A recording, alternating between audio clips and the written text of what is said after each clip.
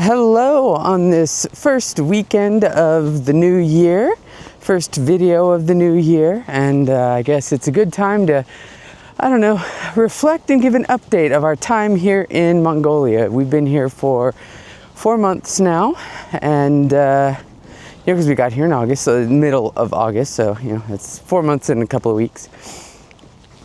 And things are going well. My school is, it's great.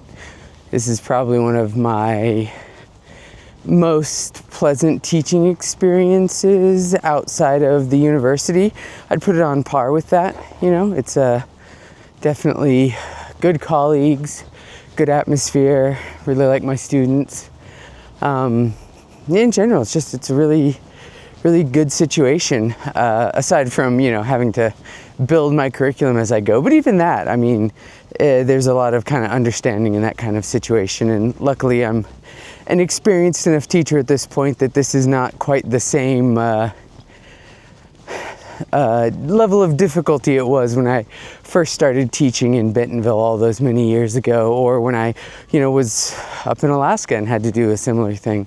So all of those experiences kind of, I think, made the transition into this a lot easier. Although I've discussed that in previous things. So, but new year, might as well talk about it here. Work-wise, I'm attempting to create the curriculum that I'm going to be using for the rest of this year, and then also, if I can do it during this time period, the curriculum I'm going to be using mostly next year.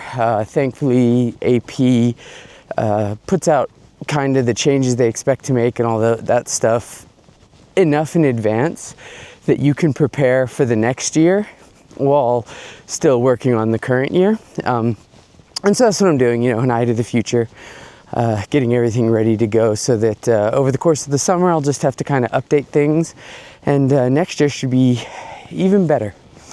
I already mentioned how, when I did my year-end review, I was on track, and that made me really happy, made me feel a lot better about my job and everything. Not about my job in the sense like I was worried about losing it or anything, but I mean about the job that I am doing, I guess is the better way to put it. English is the silly language. So where we are, this is the national park that's over by where we live, and I'm just going to walk on the walking trail that goes around the park.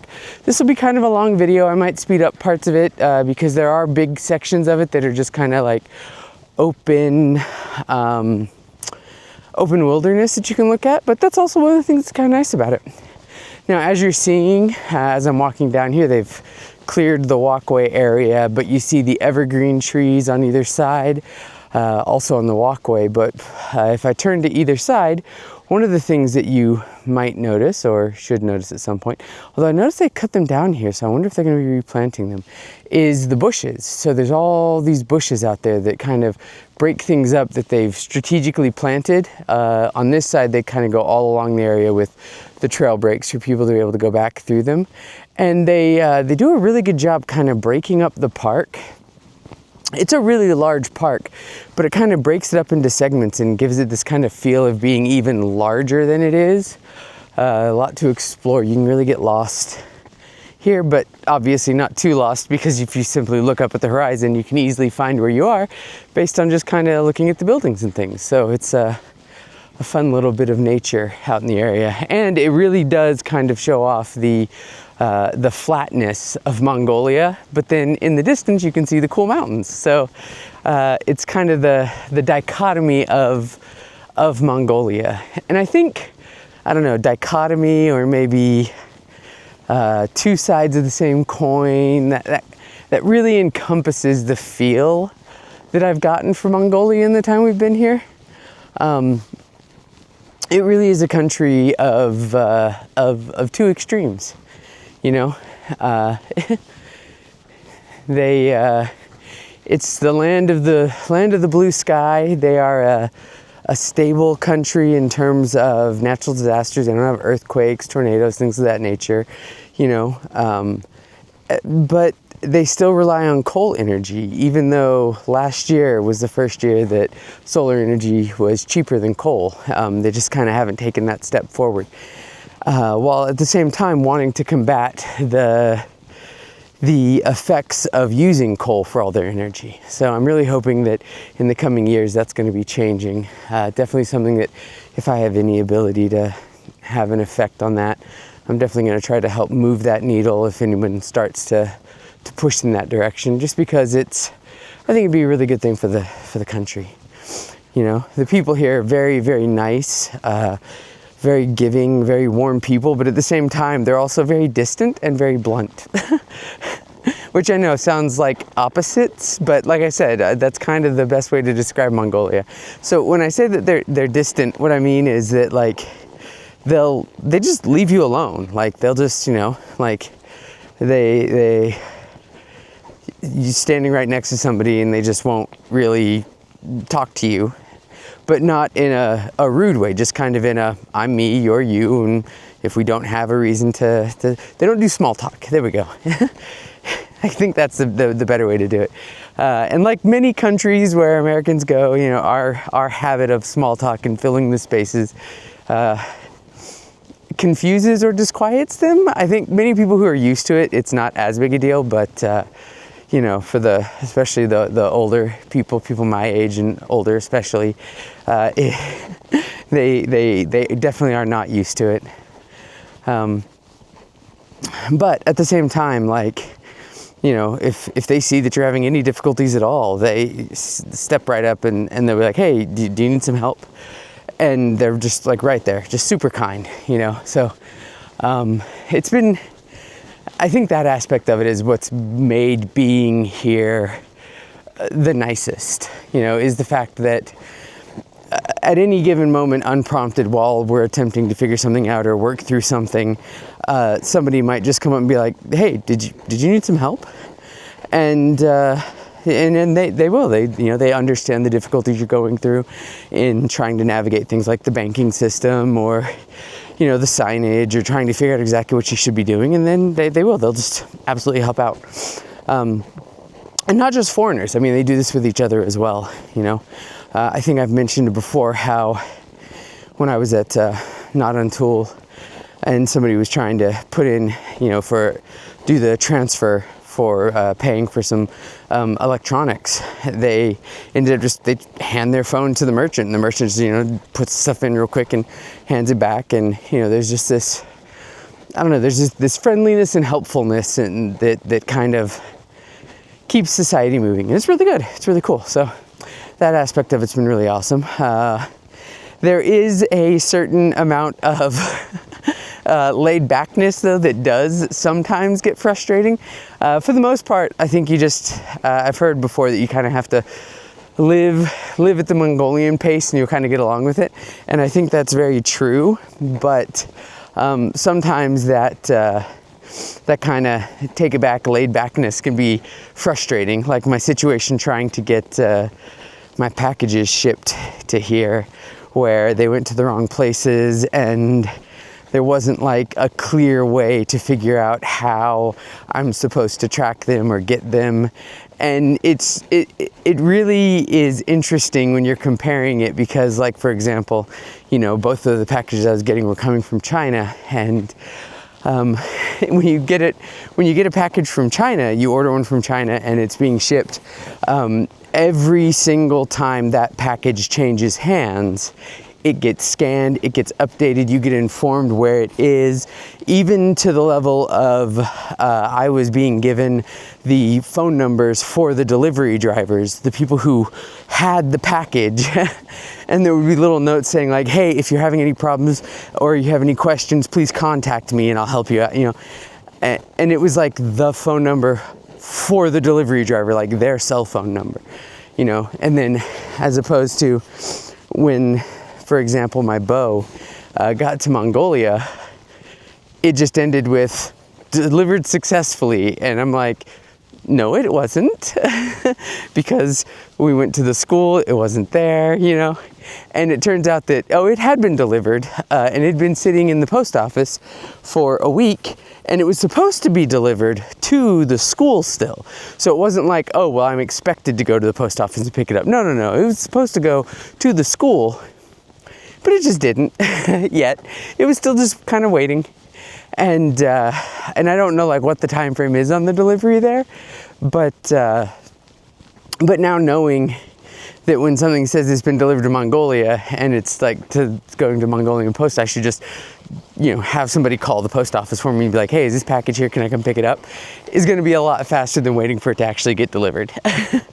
Same thing happened with high cargo. You think, oh, well, okay, well, that's just, the national system. And some countries, the national systems aren't as efficient as in other countries or as the private systems. Nope. The other package I got came from high cargo, and they completely shipped it to the wrong high cargo location. And the notification that I got said that it was going to be shipped from that high cargo location to the proper one. But apparently that just wasn't going to happen, because when I went to the one that it was supposed to be going to, after going there for like weeks and asking about my package and like, hey, when's it going to arrive? One of the people that was there spoke enough English or had enough experience, I guess, with foreigners that he was kind of like, well, scan that thing over there, and you need to go to this one, and you're going to need to go pick it up because it's waiting there for you to come pick it up. And I was like, none of the notifications told me this, right? But again, once you understand the systems, how they work, it's not a big deal. It's just that you won't necessarily understand that at first. And that's one of the things that you kind of have to get used to. There's one of the famous stray dogs of Ulaanbaatar. So just kind of wandering around. They're really sweet, big, gentle puppers. And you know me, I'm not a big dog person, but I've not had a single problem with any of the dogs here, which is really nice. Same with the horses. I don't know if I told you guys the story about the horses at the riverside, but my math colleagues took us out for Mongolian barbecue, which Mongolian barbecue is not the same thing as what you would see in a restaurant. It's called horhag, and it's really awesome. They use a pressure cooker, and they put the lamb, the potatoes, carrots, all this stuff in with salt. I've got a whole little video of it. I'm pretty sure I posted the video. But so we were there for that, and it was really awesome experience, really fun to kind of hang out with my colleagues and just do this thing. And while we were there, this literal herd of wild horses, and I'm not joking, when I say wild horses, they were not somebody's horses. They were just wild horses, but they were so used to people being on the parkland or whatever, that they just kind of, they didn't wander into where we were. They stayed kind of away from us, but at the same time, they didn't really care if people kind of came near them. I guess as long as you didn't touch them, they were whatever.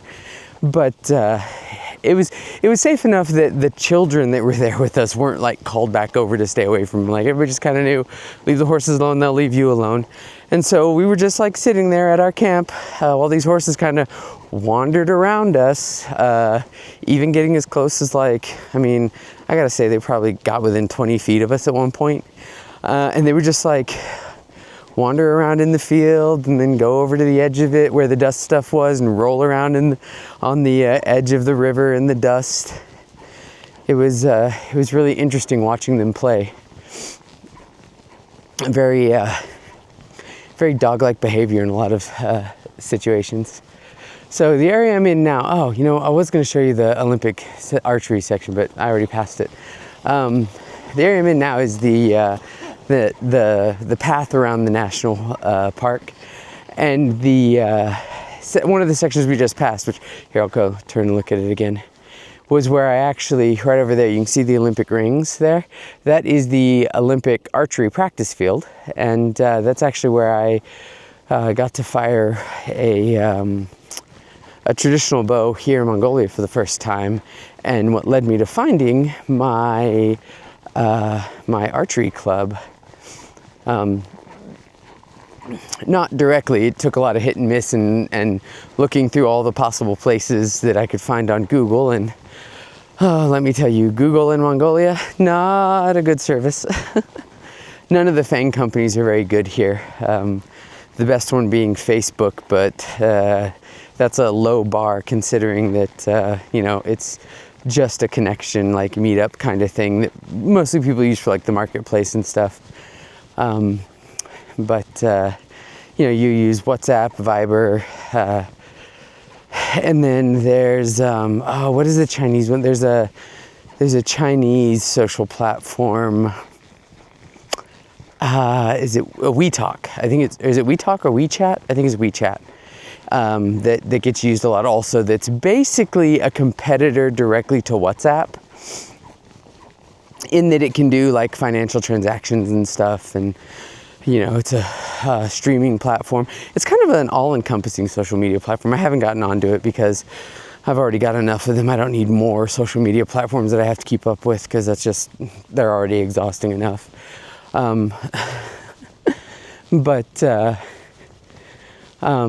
Yeah, so that's all that, you know.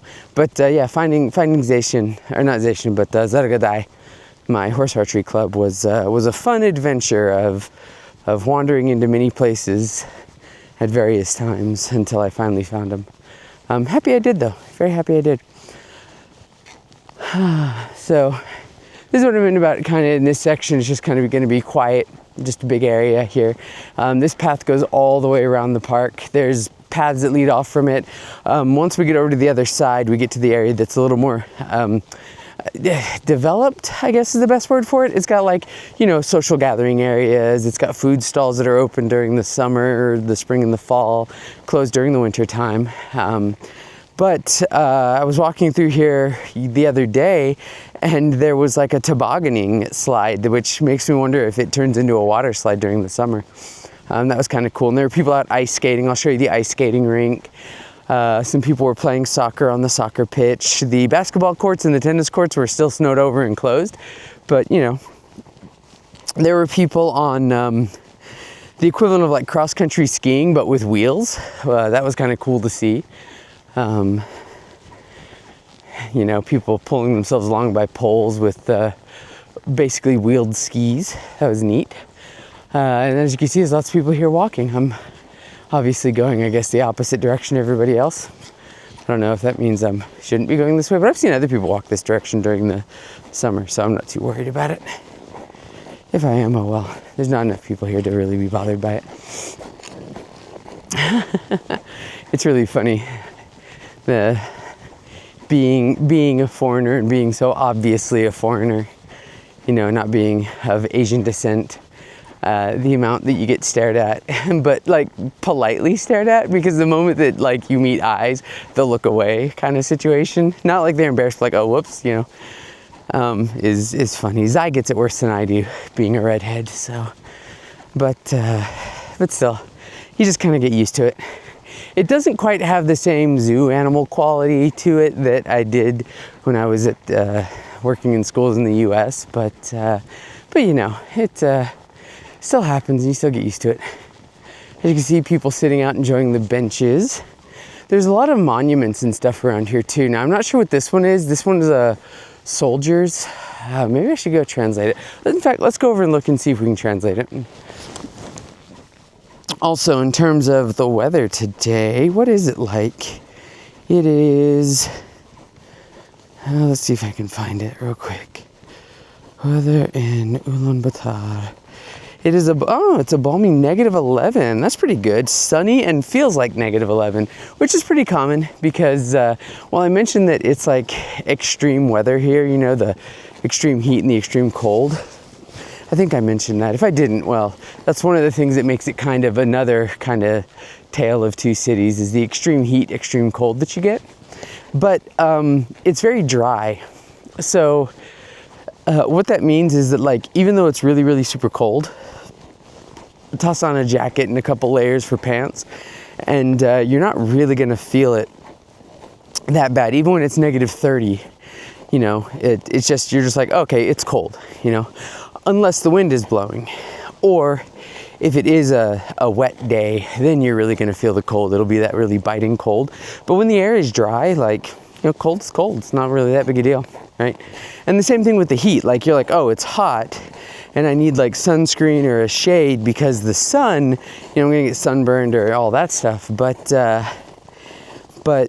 really, like you've heard before, a dry heat just really isn't as bad. Isn't quite the same problem you get when it's humidity, because your body has the ability to cool down. So that's kind of cool. Now let's go see what this monument is, because I've seen this monument before, but I have no idea what it says. So we're gonna see if we can't translate it real quick.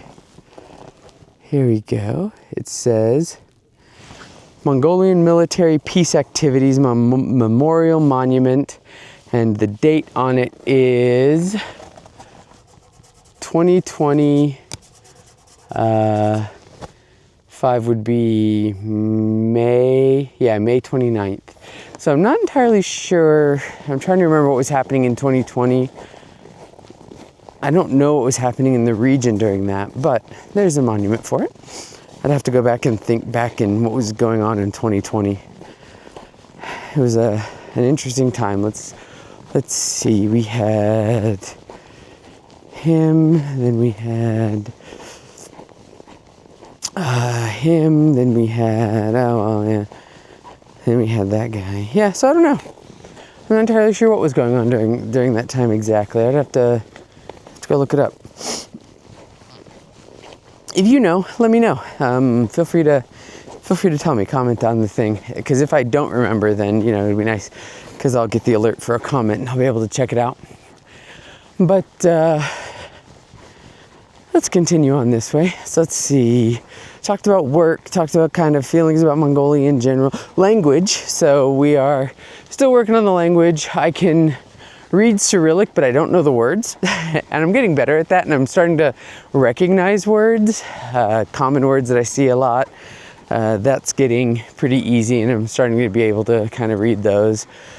But when it comes to conversational Mongolian, nope, still really bad. My pronunciation is still terrible, which makes it a little bit difficult, and I'm working on that as well. The pronunciation issue is one of the reasons Mongolian is considered to be one of the harder languages for native English speakers to learn, apparently. So definitely something I want to overcome. And I'm going to be working on that. I've got a lead on one or two language institutions I think I've talked about before, but I haven't been able to call them yet.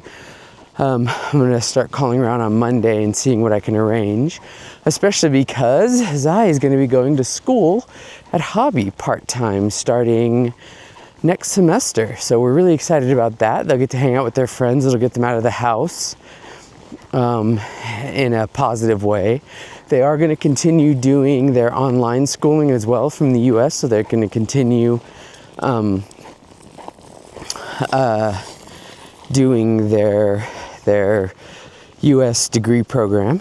So, because we're still residents, still citizens, so, we still have access to that, which is nice, because when they decide they want to go back for university, or if there's other opportunities they want to pursue, it'll be nice to have that to just kind of make things a little easier than trying to transition the foreign degree plan over. Speaking of Zai, they're doing really well. Aside from, it's cold, so they haven't wanted to go out as much. And then, of course, they're a teenager. 13-year-olds never want to hang out with their parents. So it's really funny. They'll roust themselves from the apartment to go hang out with their friends every now and then, but not when I'm like, hey, do you want to go do this thing? I wasn't planning on it. No. And then I'm put in that weird position of all parents of being like, well, okay, do I force my kid to go do this, or do I not? Like, if they don't want to be there, they're not going to get any of the good benefits out of it, because they're just going to be focused on how much they want to leave. So, but that's the situation all parents of teenagers go through.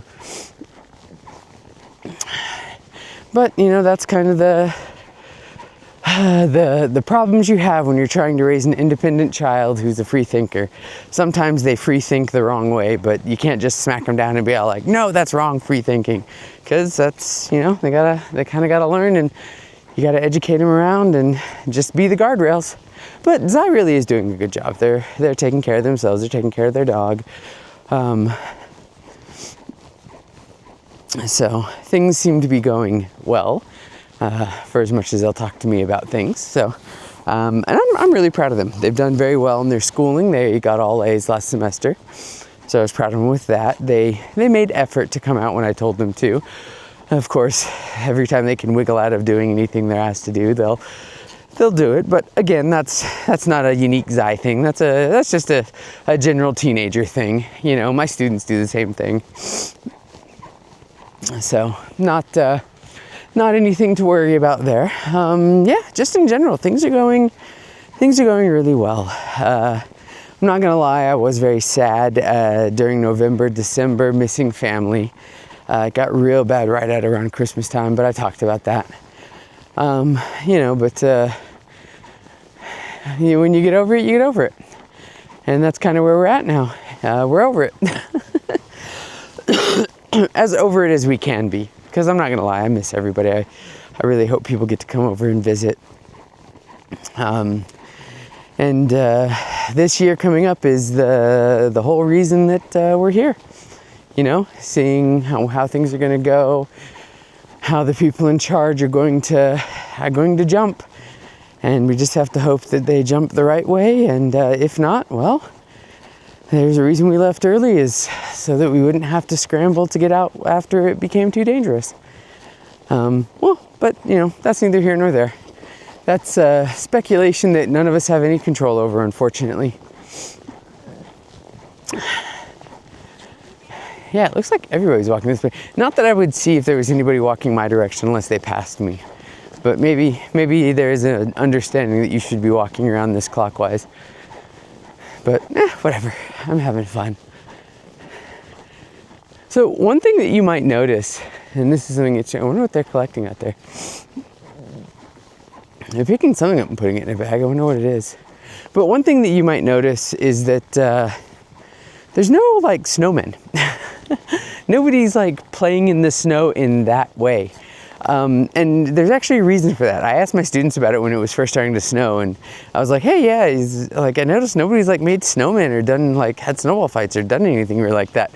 And they told me, they're like, well, it's because the snow is too dry. It's that legendary Mongolian dryness coming back again.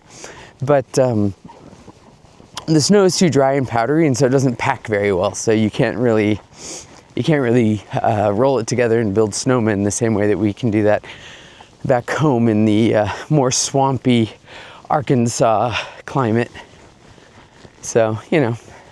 And as you can see, all the trees that we're seeing on either side that are dead will very much grow over the course, or come back again over the course of the spring, and you'll get to see, as I'm going to walk through this area again once it's all kind of bloomed so that you can see it. But you'll notice that one of the things they tried to do is they tried to kind of alternate, and so they've got the deciduous trees on the inside, and then they got the evergreen trees on the outside. So that's kind of cool.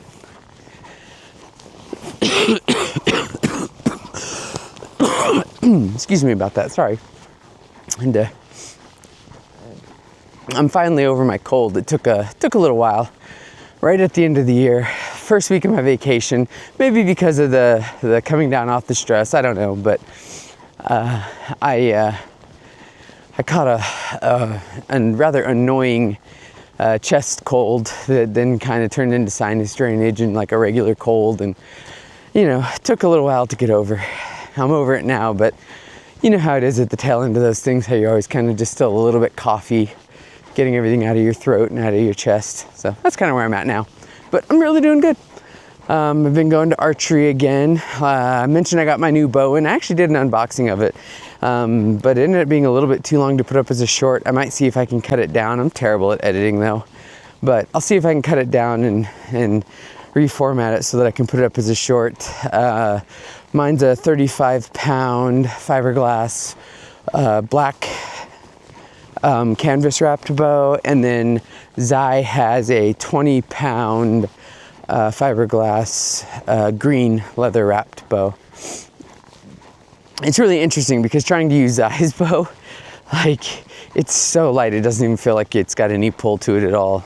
And I tend to overdraw it, so I had to practice kind of figuring out exactly where I should draw to so that I could shoot accurately with it, because otherwise it would just fling arrows every which direction. It's kind of funny. Speaking of funny, I accidentally exploded an arrow last night. So I have this unfortunate problem of precision but not always accuracy, in that I'm not always hitting exactly where I want, but I do tend to hit the same spots repeatedly. And so what that's led to is I've shot my own arrows in half like 6 times, which is very frustrating. They're not super expensive to replace, but it's just really frustrating when it happens. And so last night I actually broke 2 of mine last night. 6 total, so I mean, it's not terrible in the months I've been doing this, but they were my new ones, but I also got a dozen of them, so I still have 10 of them, and I only need 8 for my quiver, so it's fine. But it was annoying because the first one, I thought I had only hit the flight and like damaged the flight a little bit, but it turns out I'd actually hit the shaft of the arrow and not realized it, and it was cracked. And I fired it once just to see if it still, was gonna fly straight enough with the damaged flight, and it did, and I was like, oh, okay, this is fine. And then the second time I went to go fire it, the arrow exploded. The front part of the arrow above the crack still flew like an arrow and ended up hitting where the target was, but the back half of it just kind of went spinning off, and it made this just absolutely terrible sound when it ripped the arrow in half. And it was only me and one other person at the gym, and he was like, what was that?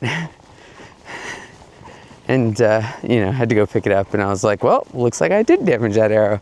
And then the second one was the most annoying one, although it's salvageable because how it got damaged. But I just barely winged it right behind the point, and but it was enough to crack the arrow shaft, and so we just ended up cutting off the top like probably 1/2 inch. So I technically could have an arrow that's a 1/2 inch shorter, but yeah, it's because I'm very adept at shooting my own arrows in half, apparently, which is very frustrating. I think maybe the reason is because like when you've shot the arrow, you're kind of already muscle memory of shooting to that direction, and then it kind of draws the eye. So I think that might be the reason why I'm doing it, and that's just something I have to get over. But it's kind of funny archery story. But yeah, so archery's going good as well. Although I say that they've changed up the way they're doing our training. And because they've also changed up how they're going to be doing the competitions for archery, and which ones because they belong to a global association as well as just being Mongolian horse archery. They're part of a global organization for tournaments and stuff. And one of the more dangerous tournament styles has been removed from the organization. It was something called, I think it was called like Hungarian Towers. And it was dangerous because you had to use a hand load quiver, which meant that you were riding on the horse holding your bow with your arrows in the same bow hand and then drawing from your hand quiver. But they were not in your hand that you draw with, they were in the hand with the bow. And the reason it's dangerous is because when you're shooting, you aren't controlling the horse with the reins, with your hands. The easiest way to describe it would be imagine that you were riding a bike and you take your hands off the bike, right? Now do that, but you're holding pointy sticks in both your hands.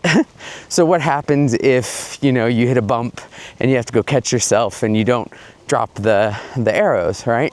And if the answer is, oh, you might accidentally stab yourself in the face with an arrow, yes, that actually is not only is a danger, but is what happened to my coach like 2 weeks ago.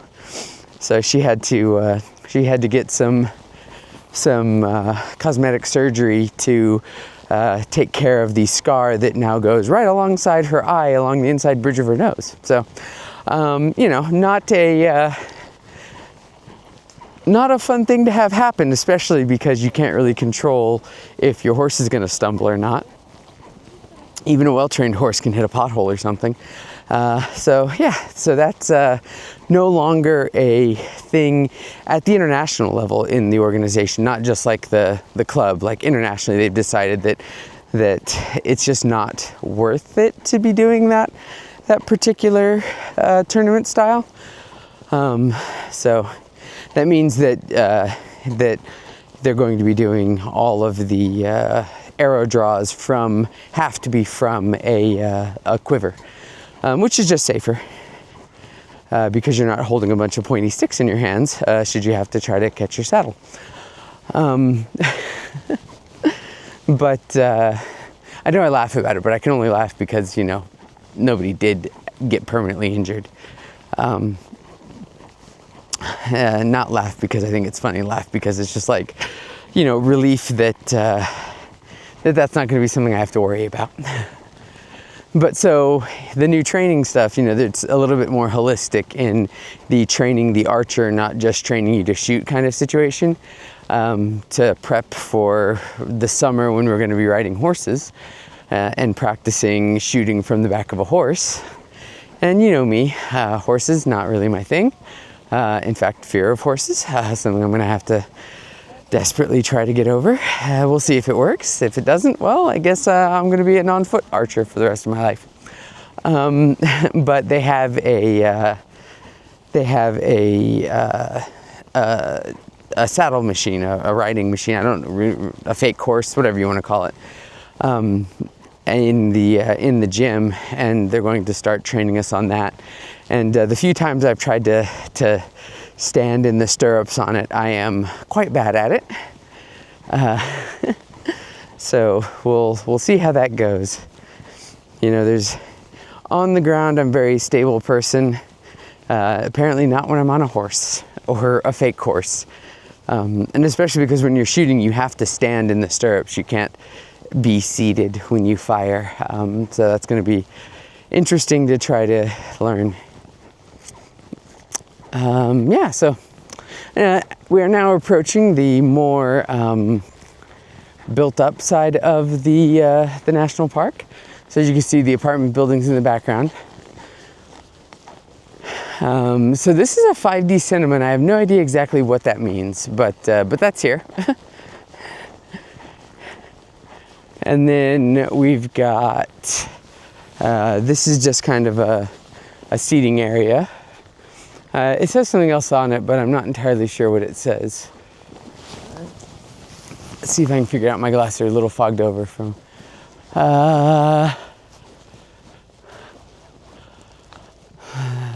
Zamin Hodogund Orul Soj Bi Duguite Huchduded, not sure, Hundet Gelten, Hundet Gelten, Handatskar, no, Gaia, Handatsgaya. The backwards R is a ya, in case you're wondering. Handatsgaya. Not sure. Don't know. Let's see if I can translate that later. And then continuing on our lovely walk. Over here, this is a marathon sign. And I'm not sure what the buildings are. They might just be administration buildings for it. But they apparently had a marathon here last September. I didn't know about it, or I would have come out and like done something with it. I've still got to figure out how to get exactly kind of tuned into the social scene here for where things get announced and stuff, because there's often things going on in Sukhpatar that I don't realize until later. Some of the fat magpies. These birds are huge. The birds here in Mongolia are just absolutely enormous, by the way. I mean, there's little small ones around too, but like the magpies, like look at this guy. Look how big this dude is. Just an absolute tubbo. You can barely even fly. And you can see more of them out there. The ravens, oh my goodness. I don't know if I've mentioned it before, but the ravens, absolutely enormous, terrifying birds, come up to my knee. So imagine seeing just this huge black bird, black beak, up to or above your knee, and it just does not care if you get near it. It knows you won't mess with it. And you see like 3 or 4 of them just kind of standing in an area. Just as you walk by, they just kind of look at you like, what, you got a problem? And you're like, nope, no sir, I do not, and I am not going to. Just absolutely enormous.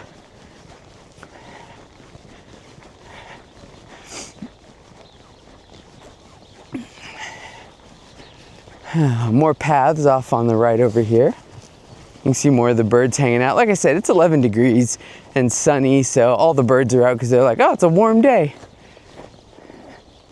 Try to turn that way for you.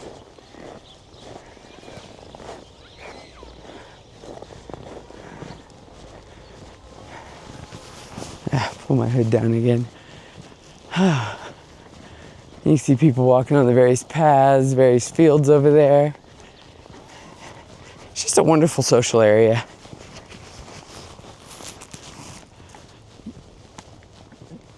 Off in the distance, you can see the cell phone tower trees. I don't know if you can see it from here, but you can see one of them way over there. There's a couple more around. They they do a better job being disguised in the summer than they do in the winter. They kind of blend in a little bit better. Okay, we're coming up to the area with the soccer field and the ice skating rink. I'll get around and see if I can get inside where that is. There's also on the left over here, there's these heart gazebos. They're like gazebo bench, like circular bench areas. They have these like flower trellis hearts. I'll try to show that to you. Oh, somebody's apparently driving their car here. I don't think this is a drive your car area. In fact, I'm pretty sure that it's pretty sure if the police saw that, that guy would be getting into a lot of trouble. Oh, okay, well, he has his emergency lights on, so I guess he knows it. Oh, what are they playing out here? Oh, I'm seeing archery. What is this? Oh, are they doing archery games with padded arrows? Looks like it.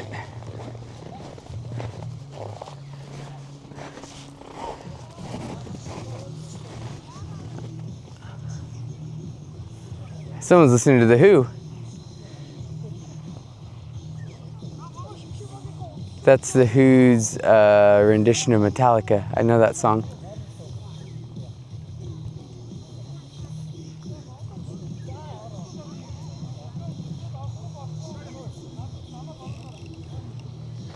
Yeah.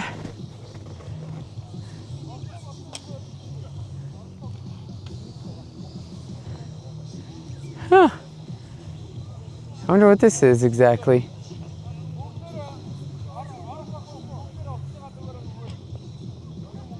So I have to get a deal because as part of the archery, I guess they're using padded arrows because they have judges downfield judging what they're doing. I wonder what the actual...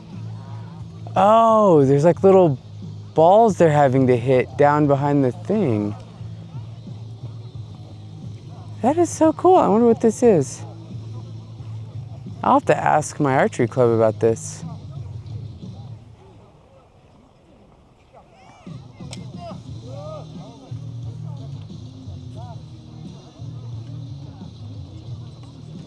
Huh. Maybe Kevin will know. Oh, I wonder if this is the, I wonder if this side is the archery field. It does have netting up. I would still be scared about shooting that direction in case you're a really bad shot, but that's really cool. Let me see if I can figure out how to get in there. I kind of want to watch this. But yeah, I have to get a deal for my horse archery. They've got a tailor they're gonna set me up with that I can get one custom made for me.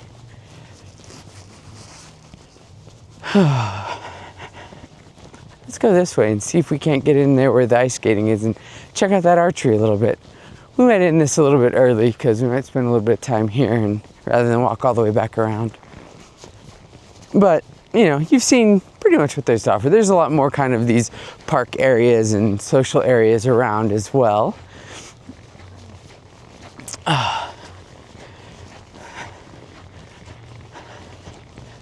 See these big brooms? This is literally how they clean the streets and the sidewalks. They just have city workers who use those and clean the streets, clean the sidewalks. They even have bigger ones than that. Oh yeah, you can see the tobogganing thing I was talking about over there.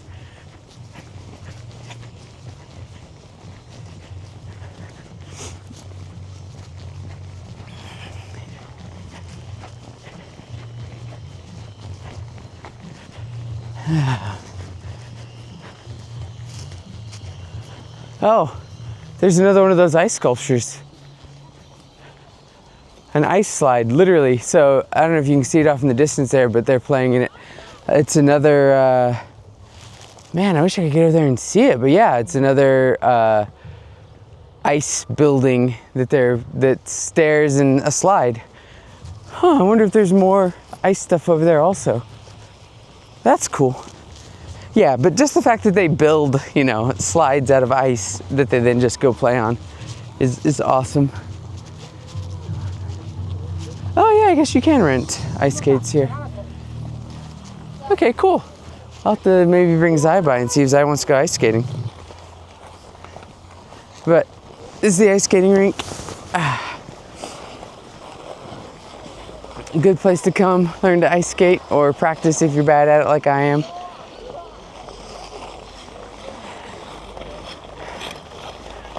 And then of course the archery.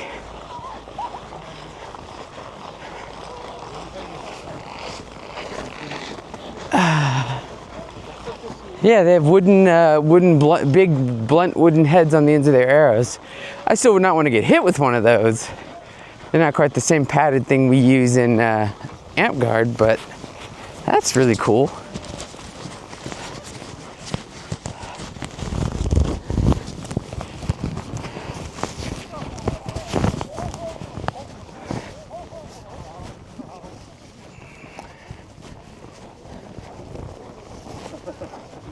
Someone there. These are traditional arrows. These are the thick wooden ones. These are the longbows though, these aren't the horse bows.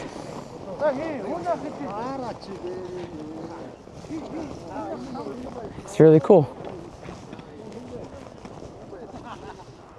Oh, they even doing the cross, like the European style cross knocking.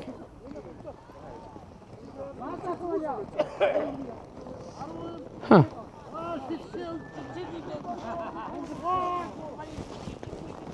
I wonder what kind of...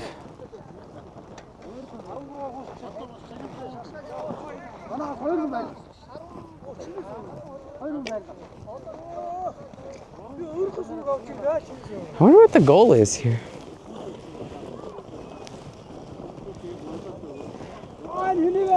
Is it range? Huh. That's really fascinating. I wish there was somebody I could ask about it.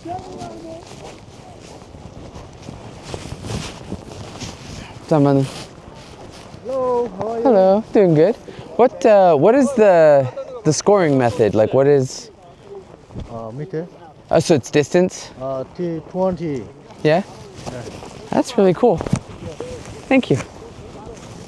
Yeah, I really like their bows. This is the kind of bow that I was using, the Manchurian style bow. That's really awesome.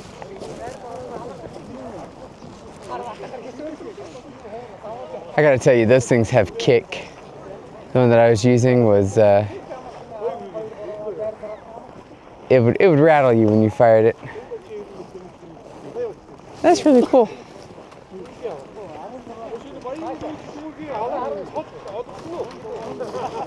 Yeah, so they're firing 20 meter long shots. I wonder how they're gauging the winter and stuff. But that's cool. So those are the longbows though. I don't know if I showed you me using one, but those things are taller than I am. Not by much, but they are a little bit taller than I am. The bows themselves, obviously the people are all taller than me, but the bows are, and they're heavy compared to the horse bows, compared to the short recurves we use. And like I said, they got some kick to them. Some of the people, when we were, when I was using one, some of the people couldn't draw it, which I thought they were just having a laugh at me. But no, it turned out they really couldn't, so that was an interesting thing to find out. But yeah, so, you know, this is the park. It's just a big social place. People come out and hang out. Obviously do cool stuff like that, which I'd never seen before. So I need to ask about that one. And this was, like I said, the tobogganing kind of mountain over here. And I think this is a really good place to end it. You know, things are going good here. It's a cool place, and I'm really hoping that the family's gonna get to come over and visit. And I'll get to show you guys some of this stuff in person. Miss you guys, and can't wait to see you again. But with that, I'm gonna go ahead and, if I can get my app open, sign out.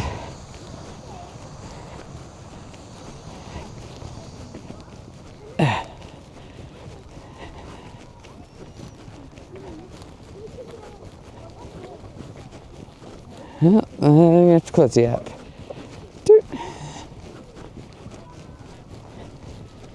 It does not like getting disconnected.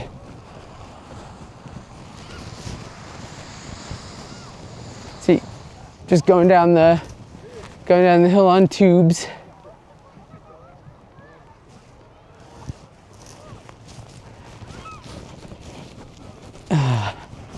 Okay, there we go. Now I can get it disconnected.